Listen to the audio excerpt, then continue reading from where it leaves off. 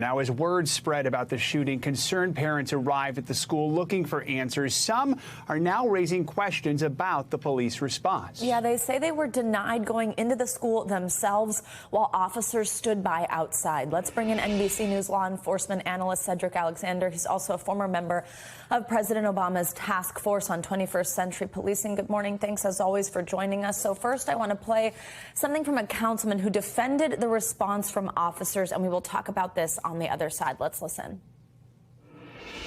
I left my office. I was here right before 12. So when they're saying that it took them 40 minutes, it wasn't. When I got here, it was before 12. It was like 11:45, 11:48 in the morning. And there was already hundreds. I mean, there was police officers, border patrols. So I knew they were in there. We just had to control the people from going in there. So again, there are these conflicting reports here, not a lot of direct answers yet. One thing that's at issue is this timeline. Obviously, what we just heard there doesn't match up with what we heard from moments ago from Sam. But like we mentioned, we've heard directly from parents who said they wanted to go in themselves, were denied the ability to do so. What's your reaction to that? What's your reaction to the shifting timeline, changing details? Do you believe the officers responded in a swift manner? Well, here's the first thing I think we really have to be concerned about is that from the onset, when you go out as a chief law enforcement officer, in this case, DPS, the state police, leaders of this investigation, Texas Rangers, they have to be as accurate as they can to the public about what occurred. Because what you put out there initially, you will not be able to walk back because people are trusting what you have to say. Your legitimacy is going to be tested, the accountability of the words that come out of your mouth. So what you have here now is a total conflict of what was stated initially, and every day the story seems to change. But in all fairness, in these types of incidents where there are a lot of stress, a lot of officers responding to the scene, from a lot of different agencies who may be on different communication platforms, trying to get to that school, engaging whatever it is that they engage, which none of us are sure of yet. It can be quite conflicting. I've been a former chief. I've been in that situation before at a school shooting in 2013 in DeKalb County, Georgia, and I know the complexity of it. But the issue is here with people in that community who have grave concern about what was the real action of officers. They need a timeline. The state need to come out and be clear with the general public, not piecemeal this, but here's what we know. You have to be honest, you have to be forthright, and people have to have a sense of what you're doing, because you're providing the leadership as law enforcement leaders in this incident, and people need to have a sense of confidence, and that's clearly not the case here, and it's so unfortunate. Cedric, all I keep thinking about is Columbine, which was 23 years ago. We keep saying that's the shooting that changed everything. It changed how we respond to these incidents. Now, we know this was a dangerous situation. Authorities say one officer responding was wounded. But based on what we know tactically, what could have been done differently here? Well, clearly, post-Columbine, one thing that we learn in law enforcement is this.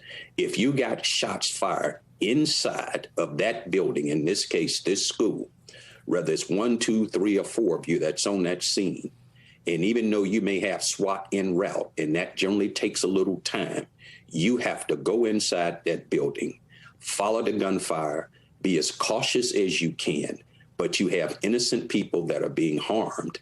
You have to have that subject, that attacker, to divert their attention away from people who are unarmed and innocent and direct that attention to you, because you're in a position to be able to engage them in a fight.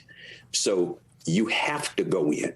We've learned that back from 1999 during Columbine. So there is no exception. There's no excuse. You engage the target. Now, from what we understand, what's being reported, 2 officers did attempt to go into the building and were pushed back because they were engaged by gunfire. So that is something to consider under that circumstance. But the fact that people are indicating that it took over an hour with that subject in the room with those children and teachers, that requires a swift response from law enforcement to detail to the American people, here's what we know that happened, here's how it happened, so that as we go forward, people have a sense of confidence is what you're saying in your leadership there.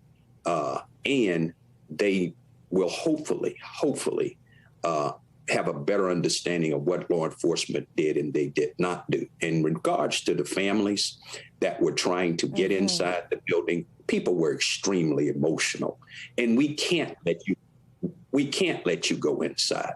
But what people did not realize, understand, I got police out here holding me back. Who's inside with my children? Right. These are the things that need to be talked about and worked through so the American people understand what happened here. Cedric, obviously so many questions still here. Just quickly before we let you go, what's the answer that you're looking for, and when do you think it could come? What's the top thing among all these things we're wondering about? What happened, what potentially went wrong, why it took so long? What are you looking to hear, and when do you think we'll get any of these answers?